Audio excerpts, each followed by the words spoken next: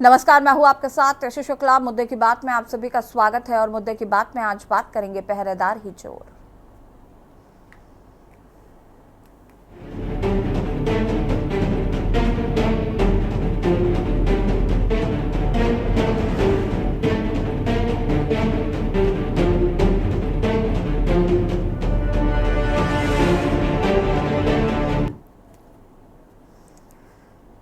महानगर की रेल बाजार थाना पुलिस ने पकड़े गए चोर से लाखों की जेवरात और नकदी हड़प कर खाकी को शर्मसार करते जनविश्वास को तार तार कर दिया।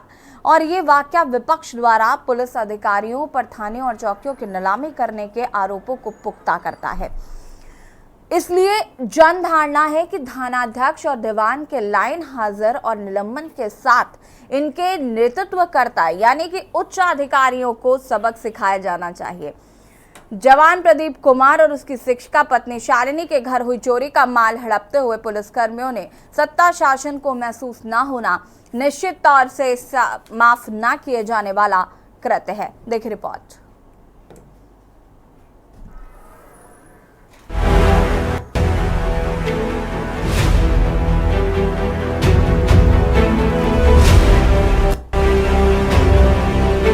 रेल बाजार के थानेदार विजय दर्शन शर्मा और दीवान आमिल हाफिज ने चोर से 25 से 30 लाख रुपए कीमत के जेवर सहित नकदी हड़प ली।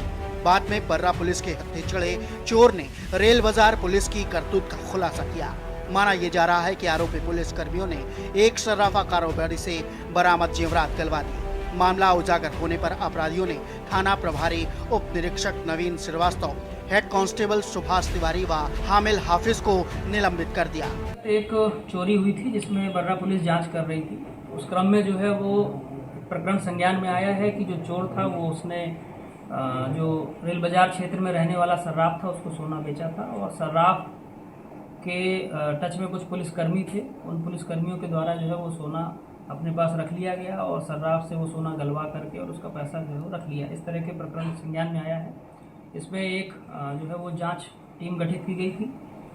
प्रथम दृष्टया बात सही होने पर जो है एसओ रेल बाजार विजय दर्शन शर्मा, उप निरीक्षक प्रशिक्षण नवीन श्रीवास्तव और head constable Subhash Tiwari, head constable Hamil Hafiz, इन लोगों को निलंबित कर दिया गया है और जो मुकदमा थाना बर्रा में पंजीकृत किया गया था उसमें जो है इन सभी के आपराधिक कृत्य की जिम्मेदारी तय की जाएगी। अपर पुलिस आयुक्त कानून एवं व्यवस्था हरीश चंदर ने स्वीकार किया कि थाना बर्रा क्षेत्र में हुई एक चोरी की पुलिसिया जांच में उजागर हुआ कि रेल बाजार पुलिस एक सराफा व्यापारी के संपर्क में था और उसने सोना अपने पास रख रखा था। तमाम आरोपों की जांच के लिए एक टीम गठित की गई थी। साथ ही रेल बाजार थाना प्रभारी व 4 पुलिस कर्मियों को निलंबित भी किया गया। गाजियाबाद के क्रॉसिंग रिपब्लिक में एक मामला सामने आया कि डीआरडीओ में तैनात वरिष्ठ अधिकारी के साथ हुई स्नैचिंग। इस वारदात के बाद से पुलिस बूथ पर कंप्लेन, किंतु उन्होंने कहा कि कल आना। अधिकारी का कहना है कि पुलिस की तरफ से कोई सहायता नहीं मिली। क्लासिक रेसिडेंसी और एवीएस के बीच में ये एग्जैक्टली मैं जहाँ खड़ा हूँ उसी के फ्रंट पे बीच रोड पे मेरे साथ चेन स्नैचिंग का घटना हुआ है। मेरा चेन वो स्नैच करके ले गए हैं। मेरे साथ मेरी वाइफ भी थी। उन्होंने जो पुश किया तो मेरी वाइफ गिर गई एक्चुअली और मेरा ये गर्दन में भी स्किन पे निशान आ गया है, मतलब छिलने का निशान है और मेरी वाइफ गिर गई तो उसको चोट लगा और मैंने कंप्लेन किया यहाँ पे जाके पुलिस चौकी पे, यहाँ पे जो रहते हैं राजनगर एक्सटेंशन। तो ये एवीएस चौराहे पे जो पुलिस बैठे रहते हैं उनसे मैंने कंप्लेन किया। उन्होंने बोला कि ठीक है, 2 कांस्टेबल को उन्होंने भेजा और वहाँ पे कांस्टेबल ने बोला ठीक है आप जाइए, कल आप आके सुबह चौकी पे मतलब मिलिए। कल क्यों आपने क्यों नहीं कहा आज ही करें? तो उसके बाद उन्होंने फॉर्मेलिटीज़ के लिए बोला कल आ जाइए। मैं तो कल मुझे हॉस्पिटल जाना है तो मैं जा नहीं पाया। जब मैंने बोला कि मैं शाम में आऊँगा, तो जस्ट वही है कि मैं चक्कर काट रहा हूँ। वहीं चोरी की घटनाओं के प्रति पूरे प्रदेश का कानपुर महानगर जैसा ही हाल है। यहाँ महानगर में बीते करीब 1 माह में अलग अलग थाना क्षेत्रों में चोरी की 1 दर्जन से अधिक बड़ी वारदातों में पीड़ित अपनी संपत्ति गंवा चुके हैं, जबकि ज्यादातर लोगों की एफआईआर तक पुलिस ने नहीं दर्ज की है। इसी तरह गाजियाबाद के क्रॉसिंग रिपब्लिक क्षेत्र में डीआरडीओ में तैनात वरिष्ठ अधिकारी के साथ बदमाशों ने चैन स्नैचिंग की वारदात को अंजाम दिया। पीड़ित अधिकारी नजदीकी पुलिस बूथ पर शिकायत दर्ज करने पहुंचे, लेकिन मौजूद मिले स्टाफ ने कल आना कहकर अधिकारियों को चलता कर दिया। पुलिस पर चोरी की वारदातों को रिपोर्ट न दर्ज कर हजम करना नई बात नहीं, लेकिन अब चोरी किए गए जेवरात आदि भी पुलिस हजम करने लगी है। इसीलिए सत्ताधीशों को खाकी के कृत्य की छींटे खाकी तक पहुंचने से पहले उपाय करना जरूरी हो गया है।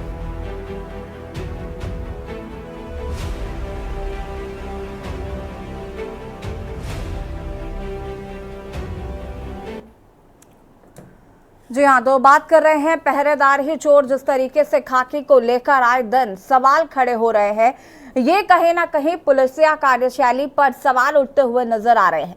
अगर हम बात करें प्रशासन की, तो प्रशासन जिस तरीके से चोरी की घटनाओं में संलिप्त पाया जा रहा है, प्रशासन चोरी की घटनाएं होती हैं तो कार्रवाई नहीं करता है, केस नहीं दर्ज करता है। आखिर क्या वजह है जब एक और सूबे के मुख्यमंत्री लगातार लॉ एंड ऑर्डर को व्यवस्थित करने की बात कर रहे हैं, तो दूसरी तरफ इस तरीके की तस्वीर आना काफी शर्मनाक है। चर्चा आज इसी मुद्दे पर करेंगे। मेहमान हमारे साथ जुड़ चुके हैं, उनसे आपका परिचय करा देते हैं।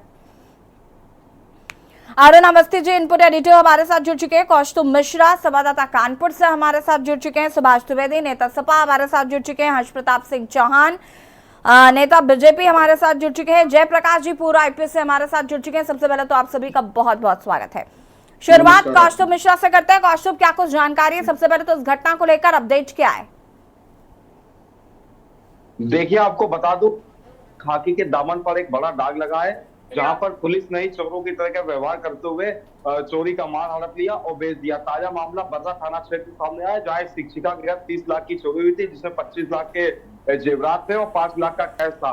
रेल बाजार इंस्पेक्टर विजय दर्शन शर्मा और उनकी टीम ने पहले चोर को गिरफ्तार किया। उसके बाद चोर से चोरी का माल हड़प कर एक सराफा के यहाँ बेच दिया।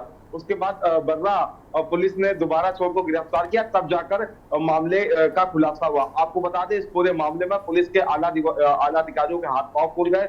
पुलिस के आला अधिकारियों ने आनंद फानंद में रेल बाजार एसओ समेत 4 पुलिसकर्मियों को सस्पेंड कर दिया है। अगर कानपुर की बात की जाए तो कानपुर में पिछले 1 महीने में करीब 2 दर्जन से अधिक बड़ी चोरी की घटनाएं हो चुकी है। पिछले दिनों कानपुर के साउथ जोन में ताबड़तोड़ चेन लूट की घटनाएं हुई, हालांकि पुलिस ने 1-2 चोरों को गिरफ्तार भी किया। घाटमपुर में भी तमाम चोरी की घटनाएं सामने आई है। अभी ताजा मामला 2-3 दिन पहले का है, जाजमऊ थाना क्षेत्र के डिफेंस कॉलोनी का, जहां पर एक दंपत्ति अयोध्या दर्शन करने गए थे, उनके यहाँ चोरों ने हाथ साफ करते हुए लाखों का सामान पार कर दिया। उसमें उस घटना में जो चोर है वो सीसीटीवी में कैद हुए, लेकिन अभी भी पुलिस के हाथ खाली है। तमाम ऐसी घटनाएं सामने आती हैं जिसमें पुलिस जो है चोरी की और लूट की घटनाओं में पीड़ितों पर दबाव बनाती है कि वो एप्लीकेशन दूसरी तरह से दे, उसमें चोरी ना दिखाए, लूट ना दिखाए। इस तरह के तमाम मामले होते हैं। अब ये सवाल खड़ा होता है, क्या सिर्फ निलंबन इन पुलिस कर्मियों को बड़ी कार्रवाई है, या पुलिस के आला अधिकारी इनको जेल भेजने जैसे भी कड़ी कार्रवाई करेंगे, जिससे कि एक नजीर पेश हो सके? जी बिल्कुल, वापस आएंगे। इनपुट एडिटर अरुण अवस्थी जी का रुख कर लेते हैं। अरुण जी, जिस तरीके से सूबे के मुख्यमंत्री योगी आदित्यनाथ लगातार लॉ एंड ऑर्डर को व्यवस्थित करने की बात कर रहे हैं, अगर हम कंपैरिजन की बात करें तो जो पूर्ववर्ती सरकारें रही हैं उनसे कंपेयर किया जाता है कि हमारे लॉ एंड ऑर्डर जो है वो काफी व्यवस्थित भी है, लेकिन धरातल पर अब जो तस्वीर आ रही है बहराइच के बाद से हम लगातार देख रहे हैं, आए दिन कोई भी ऐसा दिन नहीं जाता जिस दिन प्रशासन की कार्यशैली पर सवाल उठते हुए नजर ना आते हो, या संलिप्तता ना पाई जाती हो, या कार्रवाई करने में देरी की जाती हो। बिल्कुल ऐसे जिस तरीके से माहौल दिख रहा है, जिस तरीके से पुलिसिया कार्रवाई दिख रही है, उससे निश्चित रूप से पुलिस का दामन कहीं ना कहीं संदिग्ध प्रतीत हो रहा है। हम सिर्फ कानपुर की अगर बात कर लें तो जो कानपुर में बर्रा थाना क्षेत्र में लूट होती है, शिक्षिका के साथ में, शिक्षिका जब घर पर नहीं होती उसके घर में चोर हाथ साफ करते हैं, पूरा मामला सीसीटीवी में कैद होता है, और सीसीटीवी के आधार पर जब बर्रा पुलिस जांच कर रही होती है, उसके पहले ही जिस तरीके से रेल बाजार पुलिस ने चोरों को पकड़ने के बाद में चोरों से सामान अपने पास ले लेती है और पूरे माल पर हाथ साफ करने के बाद चोरों को भगा देती है, पकड़ती भी नहीं, गिरफ्तार भी नहीं करती है, तो कहीं ना कहीं ये बहुत ही ज्यादा सवालिया निशान है। और खास तौर से सरकार के पर सोचने की बात है कि किस तरीके के अधिकारी फील्ड पर वर्क कर रहे हैं।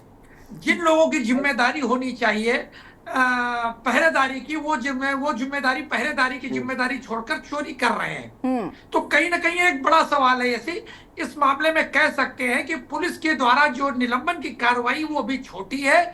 इनके साथ में एक बड़ी कार्रवाई होनी चाहिए जो निलंबन से ऊपर की हो, तभी नजीर बनेगी। हालांकि बिल्कुल सही अभी संवाददाता कौस्तुभ कह रहे थे कि जिस तरीके से दर्जनों घटनाएं पिछले एक माह में बड़ी घटनाएं सामने आई हैं और उनका खुलासा पुलिस नहीं कर पा रही है या पुलिस करना नहीं चाहती, क्योंकि जब हम इस घटना को देखते हैं तो यही लगता है कि पुलिस खुलासा करना नहीं चाहती है, क्योंकि जिस तरीके से चोरों को पकड़ने के बाद पुलिस छोड़ रही है और उनसे जो बरामदगी होती है उसको पचा जाती है, तो निश्चित रूप से कहा जा सकता है कि पुलिस का खोलना नहीं चाहती थी। एक सवाल अभी और संवाददाता कौस्तुभ ने उठाया कि पुलिस एक बड़ा खेल करती है कि जब कोई एफआईआर कराने जाता है तो पुलिस कहती है कि अभी आप आराम से तय कर लीजिए कि आपके यहाँ कितनी चोरी हुई है, इसकी सूची आप बाद में दे दीजिएगा, पहले आप ये बता दीजिए कि आपके यहाँ चोरी हुई है और साधारण एप्लीकेशन दे दीजिए। कारण एफआईआर सबके पास पहुंचती है और जो बाद में सूची जाती है वो किसी के पास नहीं पहुंचती है। तो पुलिस आजकल ये भी खेल करती है कि साधारण एप्लीकेशन लेके पहले मामला दर्ज कर लेती है और बाद में उससे दोबारा सूची ले लेती है, जिसको पर्चा काटने के बाद में अपने शामिल कर लेती है। तो कहीं ना कहीं इस तरीके के जो मामले आ रहे हैं जो पूरे प्रदेश से आ रहे हैं। अभी एक घटना एक अधिकारी के साथ में डीआरडीओ का अधिकारी है गाजियाबाद, जिसके साथ चैन लूट होती है और पुलिस को बताता है लगभग 12 घंटे से ऊपर हो रहा है और वो लगातार पुलिस के संपर्क में, पुलिस उनकी एफआईआर नहीं लिख रही है।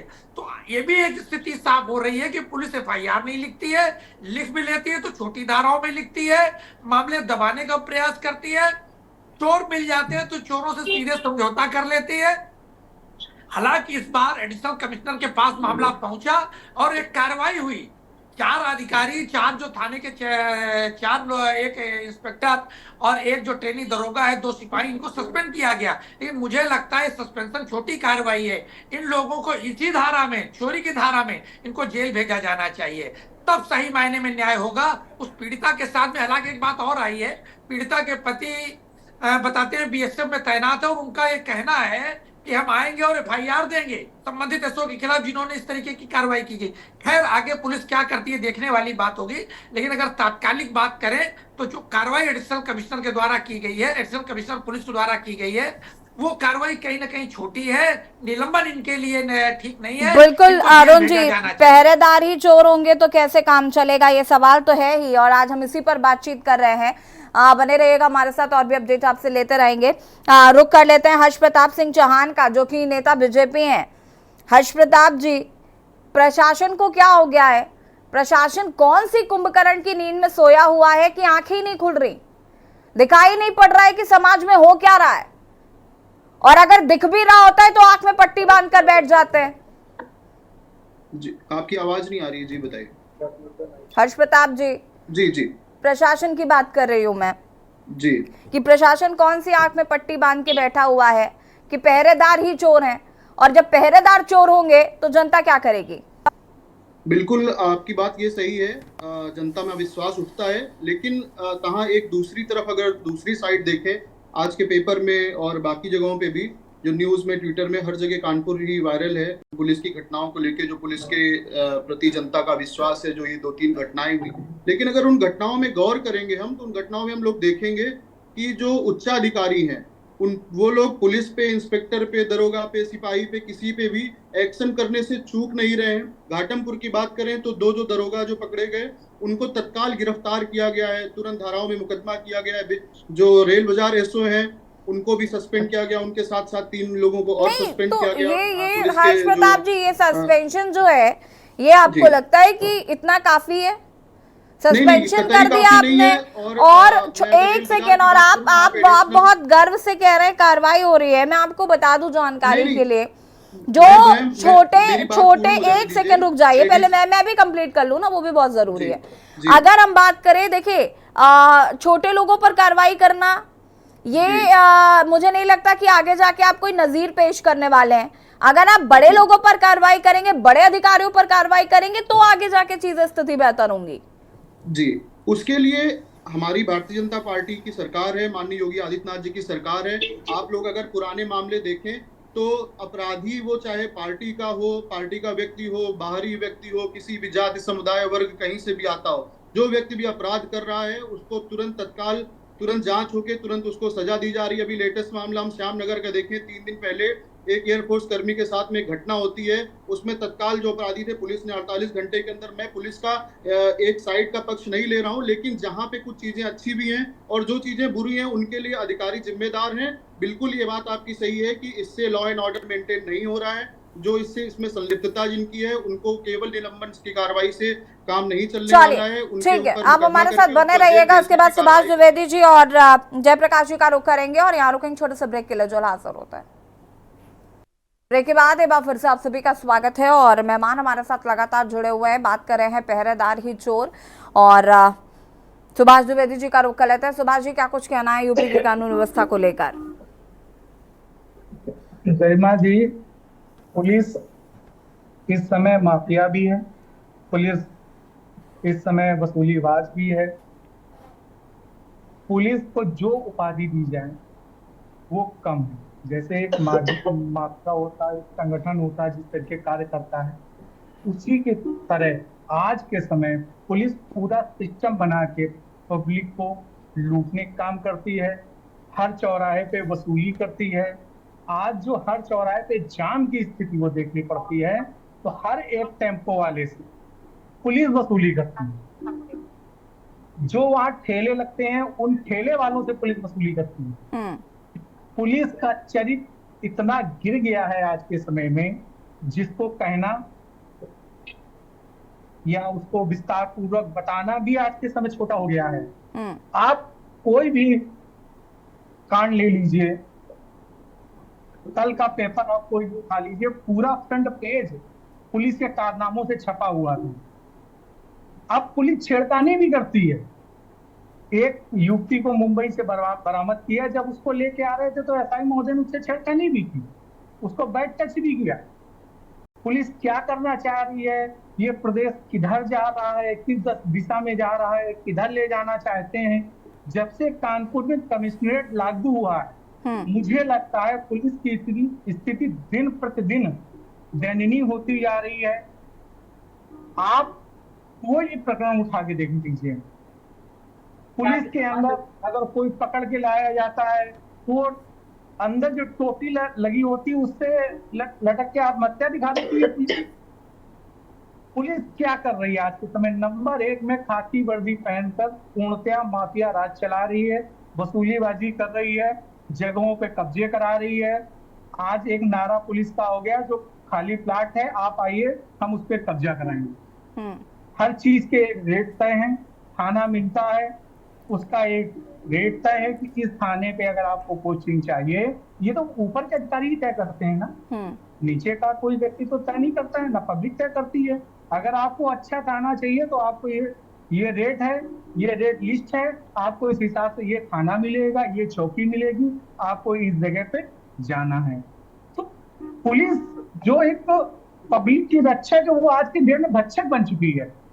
आज आम इंसान पुलिस थाने जाने में डरता है कि मैं वहां जाऊंगा लूट लिया जाऊंगा, मुझको या कहीं चोरी हो। जयप्रकाश जी, ठीक है, सुभाष जी वापस आते हैं, सुभाष जी वापस आएंगे। पूर्व आईपीएस जयप्रकाश जी का रुख कर लेते हैं जरा। जयप्रकाश जी, कैसे देख रहे हैं पुलिसिया कार्यशैली को? जिस तरीके से कई सवाल आजकल प्रशासन को लेकर खड़े हो रहे हैं, बहराइच में जो घटना हुई उसमें भी लगातार प्रशासन पर आरोप लगते आए कि प्रशासन संवेदनहीन बना रहा। अब जिस तरीके से कानपुर की घटना निकल कर आ रही है, यहाँ पर तो संलिप्तता ही पाई जा रही है। साथ ही साथ अगर हम बात करें गाजियाबाद की, वहां पर पुलिस जो है वो केस नहीं दर्ज कर रही है। आखिर इस तरीके की कार्यशैली करके हासिल क्या करना चाहता है प्रशासन, और क्यों सरकार का नाम खराब करने की कोशिश की जा रही है? फिर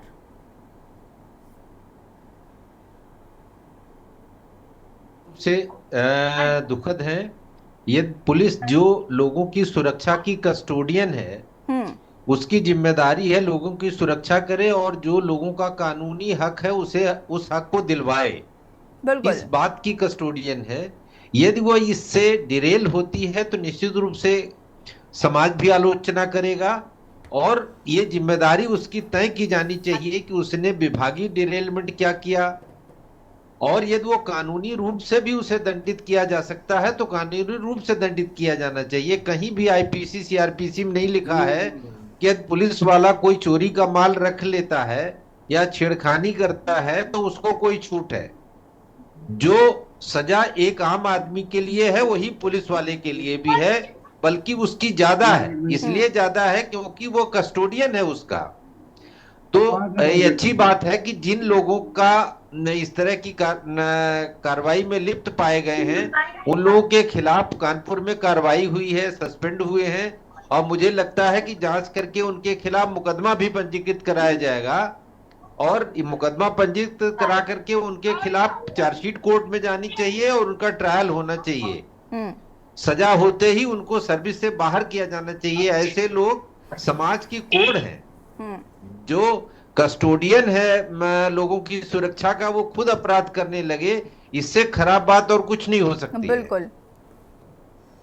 देखिए जयप्रकाश जी, बिल्कुल आप सही कह रहे हैं, और कहीं ना कहीं ये माना जा रहा है कि नज़ीर पेश करने के लिए आपको उन बड़े अधिकारियों पर भी कार्रवाई करने की ज़रूरत है। हमेशा छोटे लोगों पर कार्रवाई हो जाती है और उसके बाद बड़ी मछलियां घुमा करती हैं और फिर अंजाम हमारे सामने है कि कानून का बहुत बुरा हाल हो चुका है। हर्ष प्रताप सिंह चौहान जी, कैसे सुधरेगी व्यवस्था भाई? बिल्कुल, इसको उच्चाधिकारियों ने संज्ञान में लिया है। अगर हम पर्टिकुलर कल परसों की 10 दिन 15 दिन पहले की बात करें, उसके अलावा भी जो हमारे प्रदेश में ऊपर अन्य अधिकारी, जो पुलिस से संबंधित अन्य अधिकारी बैठे हैं, वो बराबर इन सारी चीजों पे मॉनिटरिंग कर रहे हैं। और जाहिर सी बात है, अगर उन लोगों की भी, उच्चाधिकारियों की भी संलिप्तता सामने आती है तो उनसे जो ऊपर बैठे हुए लोग हैं उन पे भी वो लोग नीचे अपने जो अधिकारी हैं उन पे भी कार्रवाई करने का काम करेंगे। ये भारतीय जनता पार्टी की, योगी आदित्यनाथ जी की सरकार है। जनता को यहाँ पे ये विश्वास है कि पुलिस ने भी अगर गड़बड़ किया है, जनता इतनी इस चीज को लेके आश्वस्त है कि अगर पुलिस ने भी कुछ गड़बड़ किया है तो माननीय योगी आदित्यनाथ जी की सरकार उन्हें भी दंडित करने का काम करेगी। जांच बैठाल के उनके साथ भी वही कृत्य होगा। जैसे जनता परेशान होकर जनता मुकदमा लिखाती है, ये सारी चीजें करती है, तो उससे क्या होगा कि एक बिल्कुल नजीर पेश करेगी भारतीय जनता पार्टी की सरकार, माननीय योगी आदित्यनाथ। ठीक है, कौस्तुभ प्रशासन का क्या रिएक्शन है इस पर? बहुत आश्वस्त है इन सारी चीजों को लेके, बहुत आश्वस्त है कि अगर पुलिस पकड़ी गई है तो पुलिस के ऊपर भी कार्रवाई होगी। ठीक है कौस्तुभ, क्या रिएक्शन है फिलहाल इस पर प्रशासन का? देखिए, बिल्कुल आपको बता दूं, उत्तर प्रदेश के मुख्यमंत्री योगी आदित्यनाथ लगातार बेहतर पुलिसिंग का दावा करते हैं, बेहतर लॉ एंड ऑर्डर का दावा करते हैं, लेकिन जब इस तरह की घटनाएं सामने आती है तो बेहतर पुलिसिंग और जो बेहतर लॉ एंड ऑर्डर है वो कहीं ना कहीं उसके दावों की पोल खोलता है। कानपुर में जिस तरह की लगातार 24 घंटे में घटनाएं सामने आई, घाटमपुर में व्यापारी से पैसा हड़पना, महिला से बैग टच, उसके बाद जो है सोना चोरी करना, तो इस तरीके की जो घटनाएं वो कहीं ना कहीं जनता और पुलिस के बीच जो एक विश्वास है उस पर भी सवालिया निशान खड़ा करती है। आगे ठंड का मौसम आ रहा है, ऐसे में कानपुर में जिस तरह से ताबड़तोड़ चोरियां हो रही है वो साफ तौर पे कहा जा सकता है कि पुलिस जो है वो लगातार जो चोर है वो लगातार पुलिस को आवाज नहीं आ रही? हाँ जी, कंटिन्यू करिए। हेलो जी जी, हेलो। जो चोर है वो लगातार पुलिस के कार्रवाई पर जो है सवाल खड़े कर रहे हैं। जी ठीक है, सुभाष जी क्या कहना है? अभी यहाँ पर हर्ष प्रताप सिंह चौहान जी कह रहे थे निश्चित रूप पर कार्रवाई जो है वो की जा रही है। मैडम, इनको हर चीज में तो धर्म देखना है। आप ये हमारे काबिल मित्र जो बैठे हुए थे भाजपा की तरफ, इनको हर चीज में धर्म देखना है। जब तक मैडम ये लिस्टिंग नहीं खत्म होगी कि इस चौकी या इस थाने पे ये रेड लिस्ट है, ये आप जाओगे और यहाँ से ये वसूली करके ऊपर तक पहुंचाओगे। आज कानपुर नगर में पुलिस की कितनी बड़ी तादाद है, इसके बावजूद कोई चीज नहीं सुधर रही है। फ्रंट पेज पे आ रही है पुलिस।